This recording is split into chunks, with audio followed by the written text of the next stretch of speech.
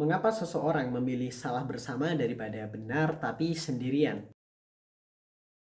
Pada tahun 1950-an, psikolog bernama Solomon Asch melakukan sebuah eksperimen yang menantang pemahaman kita tentang kejujuran intelektual. Dari eksperimen tersebut, di mana ia ingin menjawab satu pertanyaan mendasar, sejauh mana tekanan sosial itu dapat mengubah persepsi dan keputusan seseorang.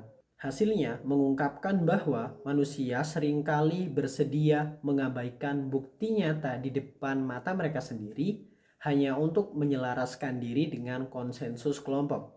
Fenomena ini membuktikan bahwa kebutuhan untuk diterima dan ketakutan akan penolakan sosial itu seringkali lebih kuat daripada keinginan untuk menjadi benar.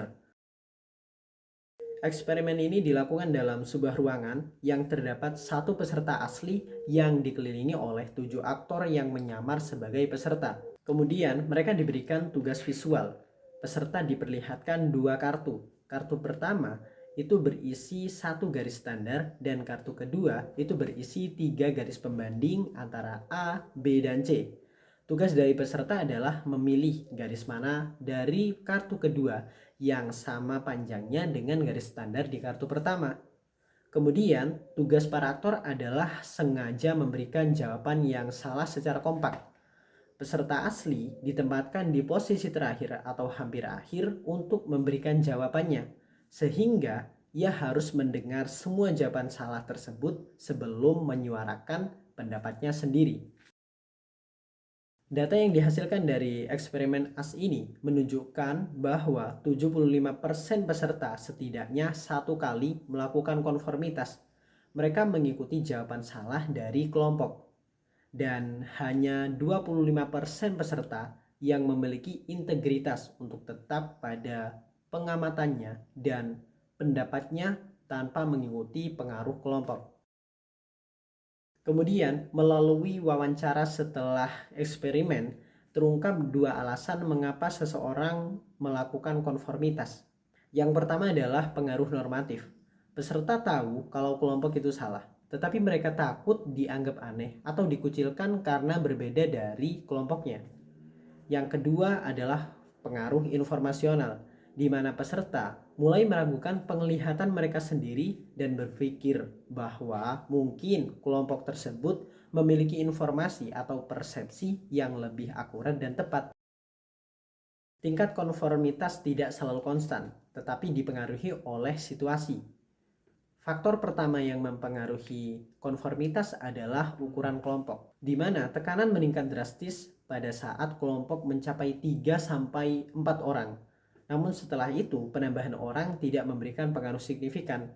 Artinya, kelompok kecil saja itu sudah cukup untuk membungkam satu suara individu. Faktor yang kedua adalah kesepakatan bulat, di mana konformitas itu meningkat pada saat kelompok kompak untuk memberikan jawaban yang salah.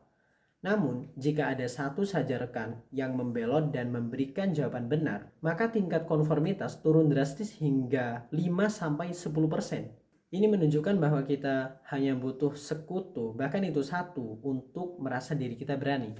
Faktor yang ketiga adalah tingkat kesulitan tugas, di mana pada saat eksperimen garis dibuat menjadi lebih menantang dengan membuat perbedaannya kurang jelas, hasil tingkat konformitas juga meningkat.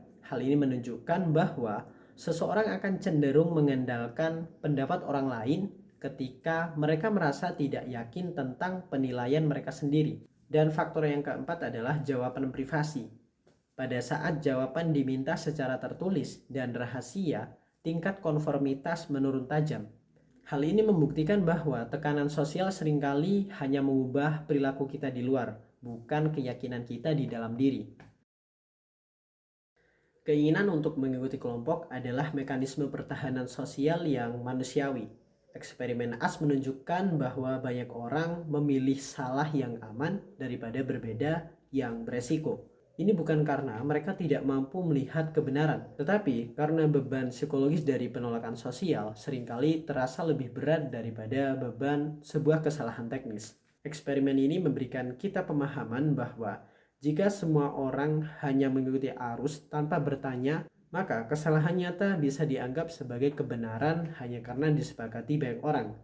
Dalam skala besar, hal ini mengarah pada situasi di mana kelompok membuat keputusan yang buruk karena tidak ada satupun orang yang berani menyuarakan perbedaan. Pelajaran paling berharga dari eksperimen yang dilakukan As bukan tentang betapa lemahnya kita, melainkan tentang betapa kuatnya dampak dari satu orang yang berani. Hasil eksperimen membuktikan bahwa ketika satu saja orang yang memberikan suara jujur, maka ia memberikan ruang bagi orang lain untuk melakukan hal yang sama. Keberanian seseorang untuk jujur pada persepsi sendiri bukan hanya menyelamatkan integritasnya, tetapi juga mampu menghancurkan tirani pendapat salah yang disepakati halayak bersama.